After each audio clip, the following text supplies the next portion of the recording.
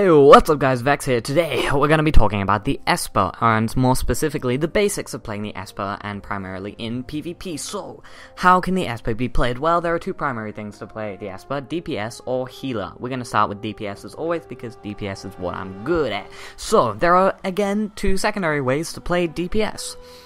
The first is basically you stand there and you nuke the living fuck out of someone, but you are pretty immobile. Or, alternatively, you can take some dots, some damage over time skills, and be slightly more run and gun. So let's start with the nuke the fuck out of people. Basically, you want to start on long range 30 meters plus abilities that will really tank them down efficiently, you know? You want to be running away. So things like telekinetic strikes, that's 30 meters range, it's got a 1.5 second cast, so these are the long cast time, long range, but slow moving things. So you want to be focusing on these if you want to do some hardcore nuking. That's what that's called, nuking. It's when you do just hella damage to a whole lot of people very quickly, very efficiently, like a freaking bomb. But once someone jumps on you, you're gonna need some pretty serious team backup to help you. And if you want to do this, it's viable. It's definitely a viable option, even in Wildstar, because obviously there aren't even that many skills where you can't move while charging. There are some, but, you know, not particularly many. Sorry. Again, distraction. What is it with distractions? I hate being distracted. Anyway, what was I saying?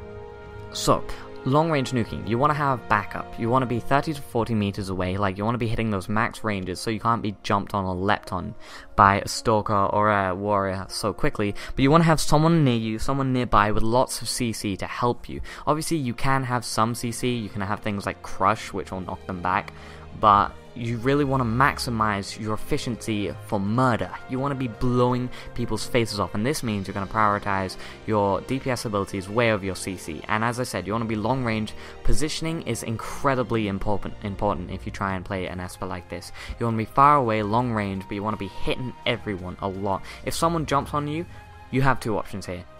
Burst them down or run for help.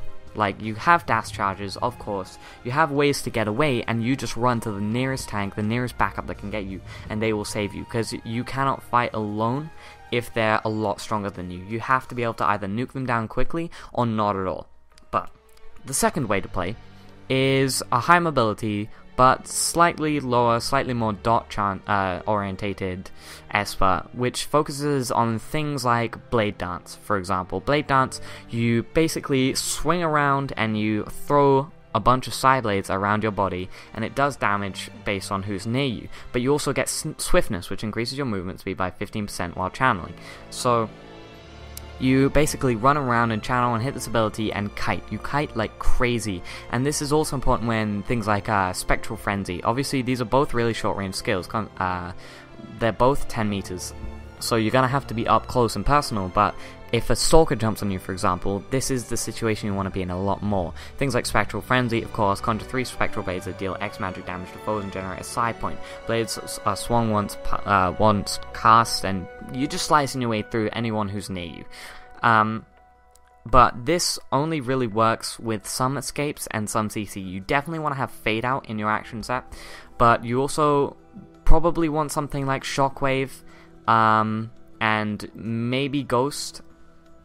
But you can also take things like Reap, where you conjure a trap and the first person to walk in the trap takes damage. This is perfect because it forces them to be in a position that they don't want to be in. It forces them to be near you and next to you as you fucking Spectral Frenzy / Blade Dance their faces off, and generally just slice and dice through them. So your positioning is going to be wildly different to the nuking orientation here. You're going to be up close, but out of the way. Does that make sense? You're going to want to dodge as many abilities as you can, but you're still going to want to be next to them. You're that freaking fly buzzing around their ear that just will not go away no matter how hard you swipe, because every time you swipe, you dodge and you miss, and they miss.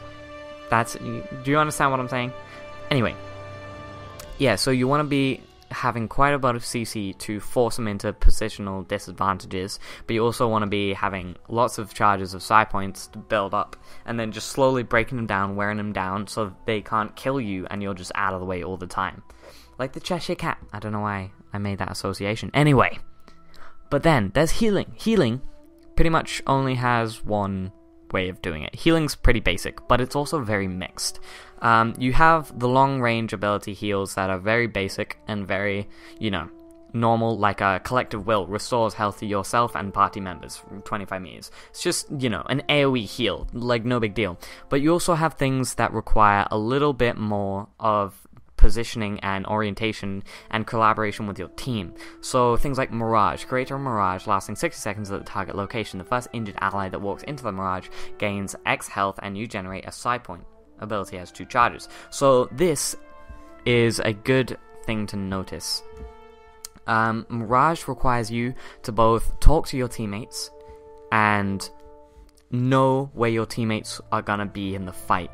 It requires you to understand what's gonna happen next and analyze it and position yourself properly, because it's pretty basic positioning as a healer and anyone can do it, but so few people can master it. And if you're one of those people that can master it, then skills like Mirage will be a godsend for you, because you don't want your partner to leap into a telegraph or far away from where they want to be to pick up that Mirage, but they have to.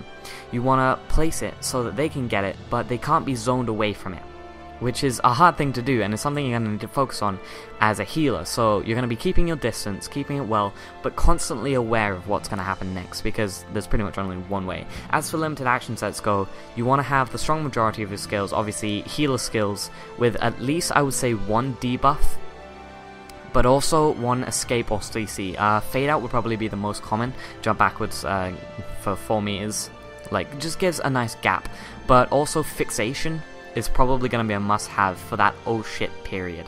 Like, fixation is incredibly important if you think you're going to wipe in a raid, for example, but obviously it works for PvP. If a Moody Master is about to be taken, or a Moody Master you're about to capture one, you need to heal the person. Fixation resets all cooldowns and generates 5 psi points, but note that it has a 1.5 minute cooldown. It literally is your oh shit button. You fucking slam your hand down on that red button when you see the opportunity, and this again will separate the good healers from the bad. But yeah, generally you want to have at least 6 healing spells, 5 healing spells, a debuff, a fixation, and an escape/CC. But anyway, those are the very basics. I hope you understood them. I know that my brain kind of runs around a little bit, but anyway, I'll be getting into a more intense stuff at a later date. I hope you enjoyed, and I'll see you next time. Goodbye.